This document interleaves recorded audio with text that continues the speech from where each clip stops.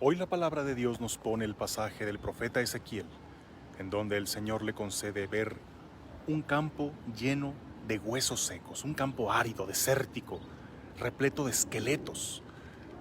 ¿Y qué era lo que representaba esto? La situación del pueblo de Israel en una época completamente terrible que vivió.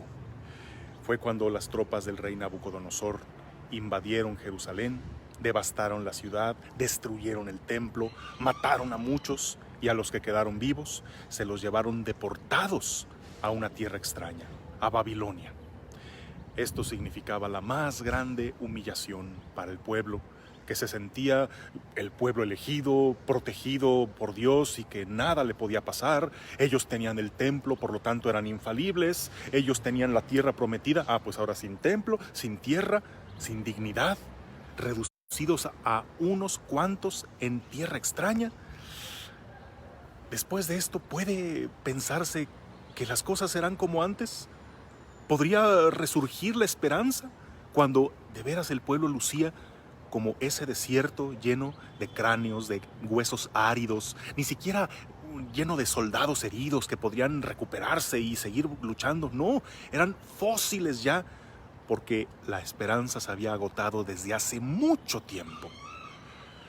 ¿Qué episodio tan amargo vivió? Y no fue de unos cuantos meses, fue de años, quizá décadas, lo que sufrió el pueblo de Israel en esa situación de desesperanza total. Pero también reflexionaron, les tomó años llegar a esta conclusión, que de no haber sucedido esto, de todos modos ellos hubieran terminado por destruirse. Ellos soñaban con volver a como eran antes, volver a la normalidad, pero es que el problema era esa normalidad. El problema era estar como estaban antes.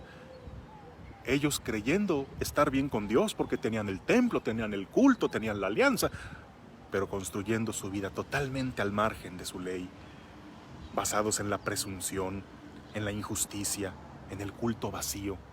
Poco a poco iban fraguando su autodestrucción.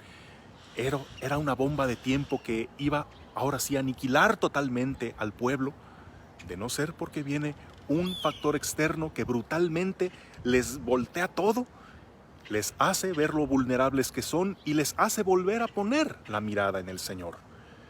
Entonces, el Señor le concede a Ezequiel ver a esos huesos secos que se levantan de la tierra, que empiezan a incorporarse, a llenarse de nervios, de carne.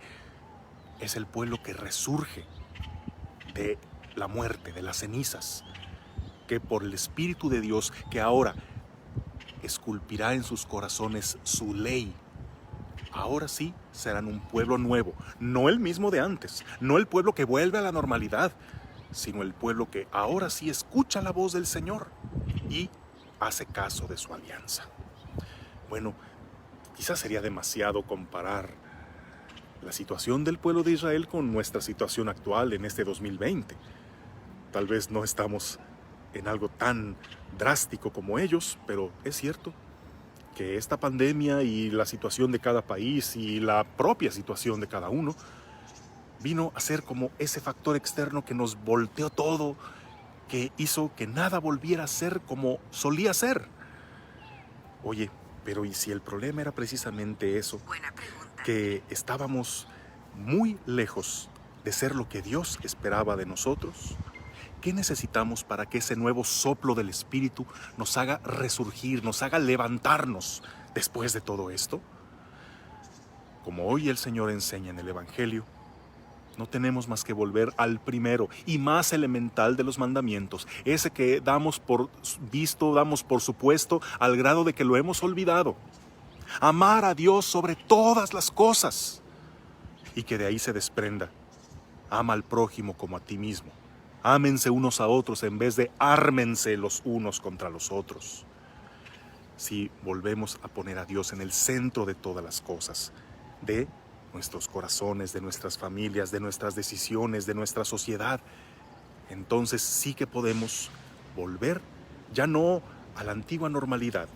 Si deja de ser anormal alguien que centre su vida en Dios y eso empieza a ser lo normal, entonces sí podremos ser ese pueblo que se levanta renovado y puede volver a caminar hacia el Señor.